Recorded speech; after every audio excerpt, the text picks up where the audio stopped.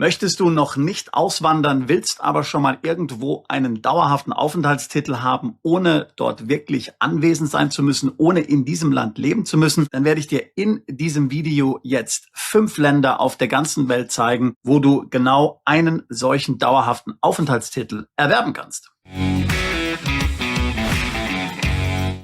Noch ein kurzer Hinweis in eigener Sache, wenn auch du dich für eins der hier genannten Daueraufenthaltsvisa interessierst, wenn auch du einen Plan B im Ausland willst, wenn du noch nicht auswandern willst, aber schon mal die Sicherheit haben willst, einen Daueraufenthaltstitel zu haben, können wir dich natürlich gerne unterstützen, alle hier genannten Aufenthaltstitel zu bekommen. Fordere jetzt gerne eine kostenlose Potenzialanalyse an, beschreib uns kurz deine Situation. Wir lassen dich wissen, ob wir das Ganze für realistisch und umsetzbar halten und natürlich auch, ob wir dir dabei helfen können. Dazu gibt es einen Link im Video. Füll das Formular aus und wir schicken dir unsere Einschätzung per E-Mail zu. Nun aber zurück zum eigentlichen Thema. Wir reden ja auf diesem Kanal sehr viel über das Thema Auswandern. Tatsächlich ist es aber so, dass viele noch gar nicht auswandern möchten. Vielleicht möchte man erst noch ein Unternehmen verkaufen oder es gibt familiäre Gründe, warum man noch in Deutschland, Österreich oder der Schweiz bleiben will. Vielleicht sagt man sich auch, naja, es ist ja noch nicht so schlimm, ich möchte mal noch hier bleiben. Oder aber man steckt eben noch mitten in den Vorbereitungen. Und wie wir wissen, auch natürlich von diesem Kanal wirst du das wissen, dauert das immer eine gewisse Zeit, bis man dann tatsächlich auch bereit ist, auszuwandern und alles genau vorbereitet hat. Viele haben aber dennoch, wenn Sie sich die Entwicklung Deutschlands, Österreichs und natürlich auch der Schweiz anschauen, der gesamten EU anschauen, ein sehr ungutes Gefühl. Es gibt geopolitische Krisen. Wir hatten ja vor einigen Jahren mal eine Pandemie. Die wirtschaftliche Situation ist in den meisten europäischen Ländern prekär. Es werden immer weitere Steuern erhoben. Der Sozialstaat steht vor dem Kollaps. Die Gier des Staates, auf dein Vermögen zuzugreifen, nimmt zu. Und jetzt mit Hilfe von KI wird der Überwachungsstaat so richtig zum Turbo. Das heißt, man will auch nicht einfach da sitzen und gar nichts machen, sondern man will zumindest schon mal sich vorbereiten. Man will vielleicht schon mal sich in dem einen oder anderen Land einen Aufenthaltstitel besorgen, einen dauerhaften Aufenthaltstitel, ein sogenanntes Golden Visa,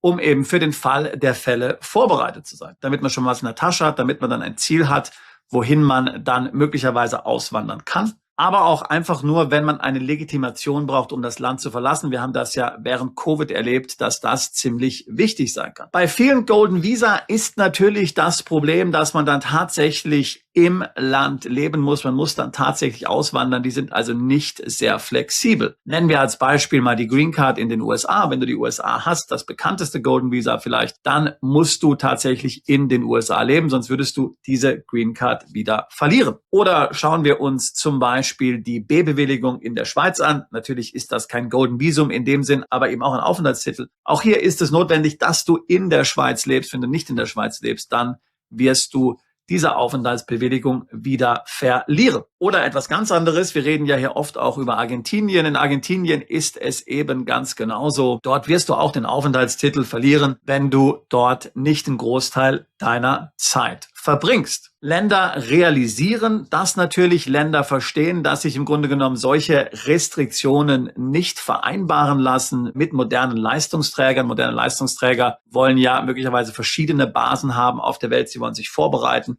sie wollen schon mal einen Aufenthaltstitel haben, aber sie wollen eben nicht gefangen sein in einem System, was dann verlangt, dass sie sich sehr lange an einem Ort aufhalten. Gutes Beispiel dafür, dass Regierungen sich besinnen, ist zum Beispiel El Salvador. Hier wurde ja vor kurzem der Mindestaufenthalt auf 90 Tage reduziert, aber immerhin, es sind eben immer noch 90 Tage. Übrigens, ganz wichtig, ich rede natürlich hier nicht von steuerlicher Ansässigkeit, sondern es geht hier rein tatsächlich um den Aufenthaltstitel. Die steuerlichen Themen sind davon komplett separat zu betrachten, auch wenn es zum Teil natürlich Querverbindungen gibt. Deswegen möchte ich jetzt in verschiedenen Weltregionen auf verschiedenen Kontinenten Aufenthaltstitel vorstellen, wo eben keine laufende Anwesenheit vor Ort notwendig ist, wo du einen Daueraufenthaltstitel bekommst, ohne aber dann in dem Land leben zu müssen. Ich fange mit Europa an. Jetzt wirst du dich vielleicht fragen, warum Europa? Die meisten Zuschauer, die meisten Zuhörer dieses Kanals sind ja sowieso EU-Bürger und Europäer. Die können ja ohnehin jetzt ein Golden Visa in Europa in der Regel nicht nutzen. Aber ich will es dir trotzdem vorstellen.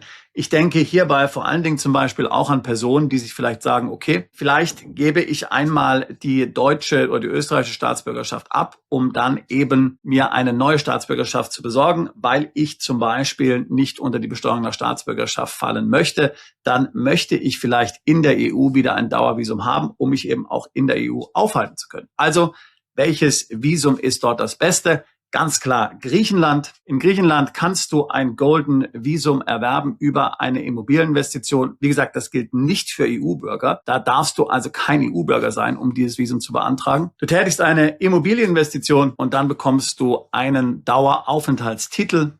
Diesen kannst du verlängern, solange du die Immobilie hast.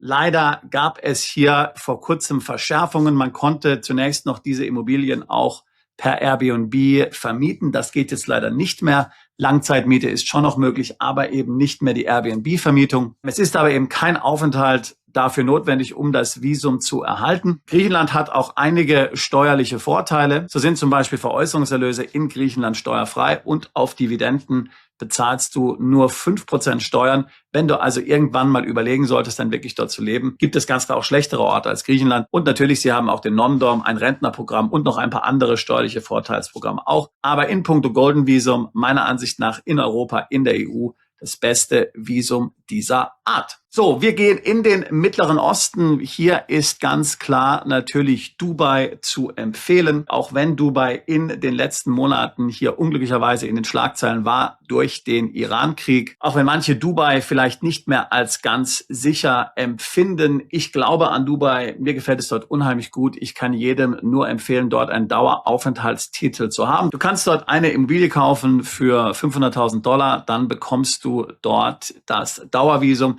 Tatsächlich ist es aber gar nicht mal notwendig, unbedingt eine Immobilie zu erwerben. Du kannst auch zum Beispiel einfach diese rund $500.000, das sind 2 Millionen Dirham, einfach auf ein Festgeldkonto in den Vereinigten Arabischen Emiraten parken. Dann bekommst du Zinsen dafür. In der Regel ist es sogar möglich, dass die Bank dir dann ein Darlehen über diese Mittel gibt. Und die Kosten für das Darlehen werden gedeckt durch die Zinsen, die du auf das Geld bekommst. Das heißt, dein Kapital ist normalerweise nicht mal blockiert. Wenn du also keine Immobilie willst, weil du sagst, naja, eine Immobilie ist ja sowieso nur ein Klotz am Bein, dann ist das sicherlich eine super Lösung. Ein hochentwickeltes Land, ein sehr zivilisiertes Land, hohe Servicequalität, tolle Wohnungen, sehr günstige Steuern und was viele unterschätzen in puncto innerer Sicherheit, natürlich auch außerordentlich fortschrittlich. Man muss natürlich die geopolitischen Risiken mit in Betracht ziehen. Da muss man jetzt also ein bisschen abwarten, wie sich das Ganze hier noch weiterentwickelt. Aber generell, meiner Meinung nach, haben die Vereinigten Arabischen Emirate eine große Zukunft. Selbst wenn du das Golden Visum zum Beispiel nicht nimmst, kannst du erstmal auch nur über ein temporäres Visum dort das Ganze einmal austesten und eben ganz besonders, du musst nicht im Land leben, um dieses Golden Visum dir zu erhalten. Von Dubai bewegen wir uns nach Afrika. Hier kann ich dir ganz stark natürlich Sansibar empfehlen, Tansania. Sansibar, eine wunderschöne Insel, die Tansania vorgelagert ist. Eine halbautonome Region. Wir haben ja schon viel darüber hier berichtet. Dort gibt es verschiedene Sonderzonen in Sansibar. Und wir haben ja schon viel über ein Projekt hier gesprochen, das Fumba Town heißt. Initiiert von Sebastian Ditzold und seinem Bruder. Mittlerweile sind von 5.000 geplanten Wohnungen schon ungefähr 3.000 gebaut. Mehrere tausend Menschen leben schon in Fumba Town. Das ist also nicht irgendein Projekt auf der grünen Wiese, wo du dann Vertrauen haben musst, dass das Ganze funktioniert. Das hat sich etabliert mit Tausenden von Käufern. Eine sehr beliebte Ferienregion. Du kannst diese Immobilien ab ungefähr $100.000 erwerben. Du kannst sie dann in die Ferienvermietung geben. Du kannst selbst Zeit dort verbringen. Es gibt sehr viel Tourismus in Sansibar, der auch sehr stark am Steigen ist. Ich vergleiche mal Sansibar mit Mauritius vor 30 Jahren. Hier kannst du jetzt noch früh einsteigen. Es sind ja immer alle auf der Suche nach dem nächsten Dubai, nach dem nächsten Singapur. Nun, garantiert wird Sansibar nicht das nächste Dubai oder das nächste Singapur werden. Sansibar hat ein ganz anderes Profil, aber hier hast du wirklich die Möglichkeit, früh einzusteigen, aber eben auch nicht so früh, dass du überhaupt keine Sicherheit hast. Du kannst eben schon sehen, da gibt es Tausende von Wohnungen. Und das Beste ist, wenn du eben in eine solche Wohnung investierst, dann bekommst du ein unbeschränktes Aufenthaltsrecht, ohne dort auch wirklich leben zu müssen. Viele haben die Pandemie in Sansibar verbracht. Wenn du dann wirklich dort leben willst, dann profitierst du davon, dass ausländische Einkünfte komplett steuerfrei sind und auf inländische Einkünfte, wenn du also zum Beispiel deine Wohnung dort vermietest, zahlst du eine geringe Steuer in Höhe von 5-10%. Also in Afrika meiner Meinung nach eins der vielversprechendsten Projekte, eins der besten Wege, um dort für deinen Plan B einen Daueraufenthalt zu haben und auch noch etwas, was du dann selbst mit deiner Familie nutzen kannst, um dort schöne Ferien zu zu verbringen. Jetzt haben wir 3 Dauervisa besprochen. Wir bewegen uns jetzt nach Asien. Hier kann ich dir ganz stark die Philippinen empfehlen. Hier gibt es 2 Arten von Daueraufenthaltstiteln. Wenn du über 40 Jahre alt bist und insbesondere wenn du über 50 Jahre alt bist, kannst du ein Rentnervisum beantragen. Dort bekommst du ein lebenslanges Aufenthaltsrecht in den Philippinen, um dort leben zu können. Du musst dort keine Immobilie kaufen. Du musst dort eine Kaution hinterlegen. Diese Kaution beträgt je nach Alter zwischen 20.000 und 50.000 Dollar. Je älter du bist, desto günstiger wird es. Das heißt, wenn du über 50 bist und eine Rente beziehst, dann zahlst du den geringsten Betrag. Diesen Betrag kannst du dann auch dafür verwenden, um in eine Immobilie dort zu investieren. Ansonsten eben bekommst du das Geld zurück, solltest du den Aufenthaltstitel irgendwann einmal aufgeben. Wenn du noch kein Rentnervisum beantragen kannst, dann kannst du das sogenannte SIRV-Visum beantragen.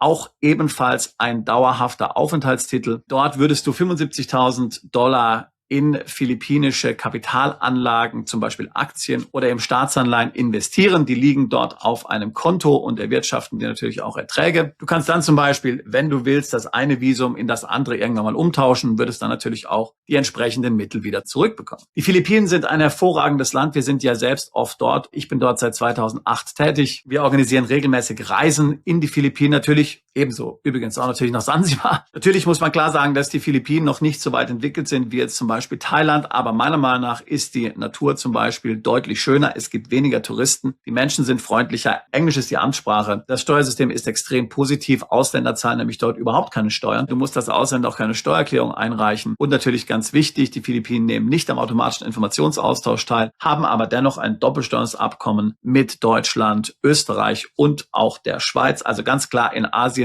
unser ganz großer Favorit, die Philippinen. So die letzte Region, der wir uns hier widmen wollen, das ist natürlich Lateinamerika. Und hier ganz klar unser ganz großer Favorit, wenn du eben nicht auswandern willst, sondern nur ein Plan B-Visum haben möchtest, das ist Panama. Es gibt dort verschiedenste Arten von Aufenthaltstiteln. Ich möchte dir vor allen Dingen das sogenannte Qualified Investor Visum heute nochmal empfehlen. Da bekommst du, anders als beim Friendly Nation Visum, eben sofort einen Daueraufenthaltstitel, eine unbeschränkte Aufenthaltserlaubnis. Du würdest dort eine Immobilie kaufen für 300.000 Dollar. Du kannst nach 5 Jahren dann schon die Staatsbürgerschaft dort in Panama beantragen. Und das Beste ist eben, schon von Anfang an sofort bekommst du einen Reisepass aus Panama, selbst wenn du noch nicht Staatsbürger von Panama bist.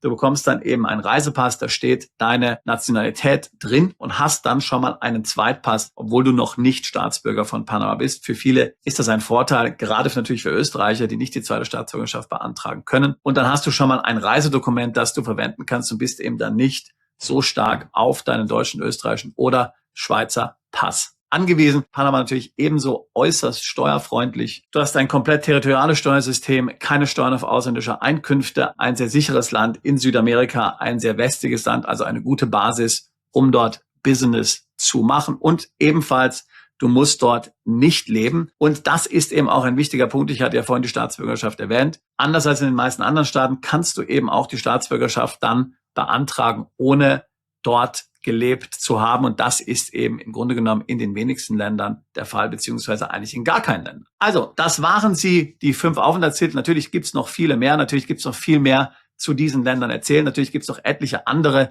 interessante Länder. Aber wenn du das Ziel hast, noch nicht auszuwandern, aber dir eben schon mal eine Aufenthaltsbewilligung irgendwo sichern möchtest, ein Golden Visa, dann kann ich dir nur empfehlen, das zu tun. Such dir eins dieser Länder aus. Es gibt etliche Mandanten, ehrlich gesagt, die haben auch dann verschiedene Aufenthaltstitel. Wer sich stark absichern möchte, der macht sogar eins in jeder Weltregion. Dann hättest du also 5. Es gibt dort auch absolut natürlich keinen Widerspruch. Also ein sehr interessantes Modell für deinen Plan B. Wenn du dir das vorstellen kannst, wenn du daran Interesse hast, wie gesagt, dann lade ich dich ein, bei uns eine kostenlose Potenzialanalyse anzufordern. Füll das Formular auf unserer Webseite aus.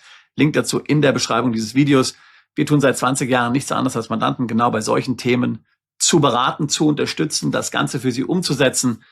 Steueroptimierung im Ausland, Auswandern, Plan B, zweite Staatsbürgerschaften, Daueraufenthaltstitel und natürlich auch ganz wichtig, Bankkonten im Ausland. Ich selbst habe Deutschland schon vor 26 Jahren verlassen und damit auch die EU. Ich habe es nie bereut. Ich denke, du wirst es auch nicht tun, auch wenn du jetzt noch ein paar Jahre in Deutschland, Österreich oder der Schweiz bleiben willst. Ich würde mich freuen, auch dich als bald zu unserer Mandantschaft zählen zu können. Bist du Unternehmer, Freiberufler oder Investor? Zieht es dich schon lange ins Ausland? Mach heute den ersten konkreten Schritt in eine Zukunft mit mehr Geld und mehr Freiheit. Buche ein Beratungsgespräch mit Sebastian und seinen Kollegen.